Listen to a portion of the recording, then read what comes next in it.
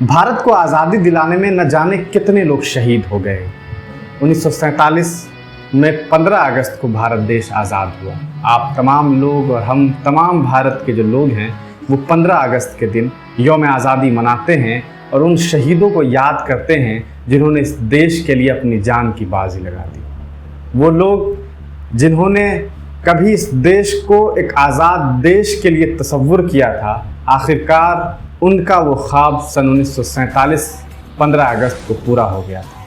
उसी की याद में हम तमाम लोग जश्न आज़ादी मनाते हैं। इस आज़ादी के पीछे न जाने कई ऐसे लोग थे, न जाने कई ऐसे हस्ती थे जिन्होंने अपने कलम की पूरी ताकत लगा दी, तो कई ऐसे लोग थे जिन्होंने अपनी बाजुओं की तमाम ताकत लगा दी और अंग्रेज़ों को इस देश से निकाल फेंका और भारत को आज़ाद कर दिया।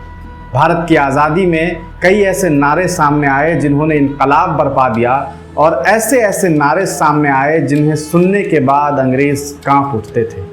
आज हम आपको उन नारों के बारे में बताने वाले हैं जिन्हें कुछ मुस्लिम शायरों ने लिखा तो कुछ अदीबों ने लिखा, जो नारे आज पूरे देश के तमाम लोगों के जहन में होते हैं। जो इंसान भारत का रहने वाला होगा, अगर भारतवासी होगा, तो उसके दिमाग में अभी से ही वो नारे आने लगे होंगे और वो सोच रहे होंगे कि हम इनकलाब जिंदाबाद की बात करने वाले हैं या फिर सरफरोशी की तमन्ना अब हमारे दिल में है, देखना है जोर कितना बाजुए कातिल में है।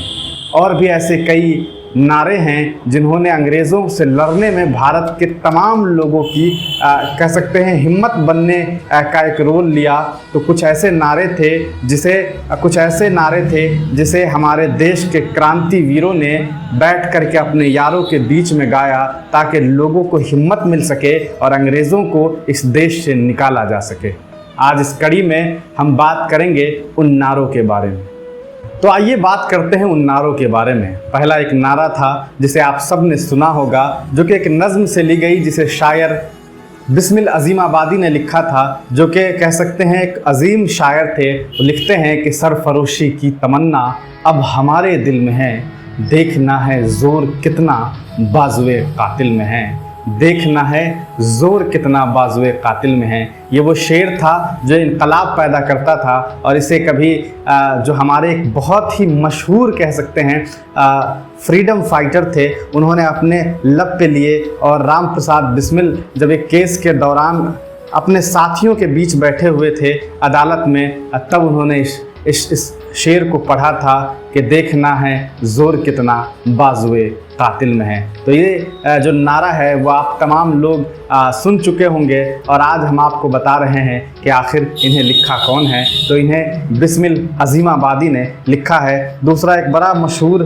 कह सकते हैं दो शब्द है जो आज भारत के तमाम नागरिकों के जहन में होगा, इनकलाब जिंदाबाद, इनकलाब जिंदाबाद। जानते हैं ये नारा किसने दिया था? ये नारा देने वाले जो शख्स थे उनका जो नाम आप है वो हिंदुस्तान के आज़ादी के मूवमेंट के दौरान जो है इस नारे का सबसे ज़्यादा इस्तेमाल किया जाता है। इस नारे को लिखने वाले मौलाना हसरत मोहानी साहब हैं जिन्होंने ये नारा दिया था। और इस नारे को भगत सिंह जो थे हमारे बहुत अजीम कह सकते हैं फ्रीडम फाइटर थे, उन्होंने असेंबली में बम फोड़ते हुए इस नारे का इस्तेमाल किया था। और कहते हैं कि जब उन्होंने इस बम को फेंका था तो उन्होंने कहा था कि इनकलाब जिंदाबाद, इनकलाब जिंदाबाद। तो ये जो नारा है ये मौलाना हसरत मोहानी साहब ने दिया है। दूसरा अगर एक नारा है तो वो है अंग्रेज़ों भारत छोड़ो।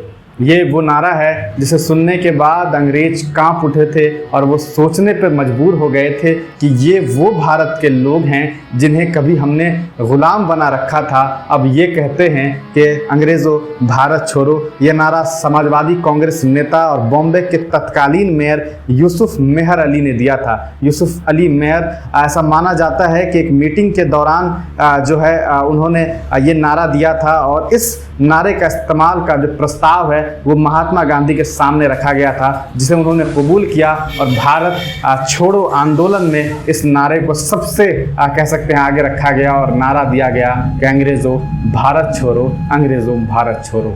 उसके बाद एक शेर है जिसे आप तमाम लोग जानते होंगे, वो भी एक नज़्म का हिस्सा है। सारे जहां से अच्छा हिंदुस्तां हमारा, हम बुलबुलें हैं इसकी, ये गुलशिता हमारा, ये गुलशिता हमारा।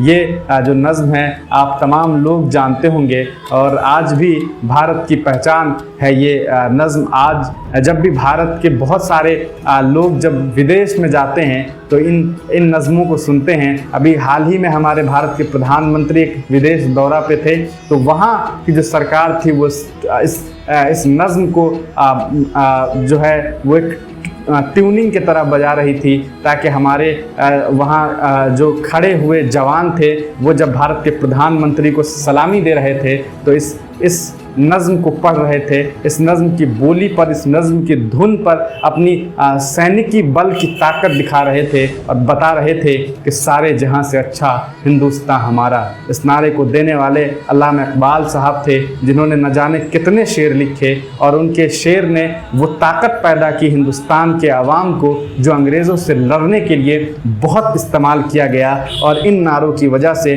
कहते हैं कि भारत के जो लोग थे वो काफ़ी एक्टिव हुए और लड़ाई लड़ने में अंग्रेज़ों के ख़िलाफ़ खूब बढ़ चढ़ करके हिस्सा लिया। एक और नारा था जो काफ़ी मशहूर रहा, गो साइमन गो बैक करके जो नारा था। इस नारा को देने वाले सोशलिस्ट पार्टी के जो संस्थापक सदस्य थे यूसुफ मेहर अली साहब, उन्होंने ये नारा दिया था और उन्होंने साइमन कमीशन को वापस लेने के लिए ये नारा दिया था। भारत में 3 फरवरी 1928 की रात जिस वक्त बंदरगाह पर साइमन कमीशन के सदस्य उतरे थे, उस वक्त यूसुफ मेहर अली ने साइमन गो बैक के नारे लगाए थे और ये नारा भी काफ़ी मशहूर रहा। अगर आपने इतिहास कभी पढ़ा होगा तो इन नारों से आपकी मुलाकात ज़रूर हुई होगी। तो ये कुछ नारे थे, बल्कि ऐसा नहीं है कि नारे इतने ही हैं, बल्कि ऐसे ऐसे इनकलाबी नारे थे जिस नारों ने भारत की आज़ादी में लड़ाई लड़ने में बहुत बड़ा योगदान दिया और वाकई नारों ने वो ताकत बख्शी जिसकी वजह से बहुत सारे युवा पीढ़ी जो थे वो आगे बढ़े और इनकलाब जिंदाबाद से लेकर के सारे जहां से अच्छा की बोल अपने लबों पे लिए हुए अंग्रेज़ों के खिलाफ डट करके खड़े हो गए और आने वाले तमाम जो परेशानी थी, आने वाली तमाम परेशानियों से उन्होंने लड़ाई लड़ी और इस देश को आज़ाद कराया। आज भी इन नारों में से कई सारे नारे हैं, चाहे वो इनकलाब जिंदाबाद हो या सारे जहां से अच्छा, लोगों के लबों का हिस्सा है। और लोग जैसे ही यौम आज़ादी या यौम जमहूरियत का वक्त आता है तो अपने लबों पर लिए गुनगुना उठते हैं और कहते हैं कि इनकलाब जिंदाबाद, सारे जहां से अच्छा हिंदुस्तान हमारा।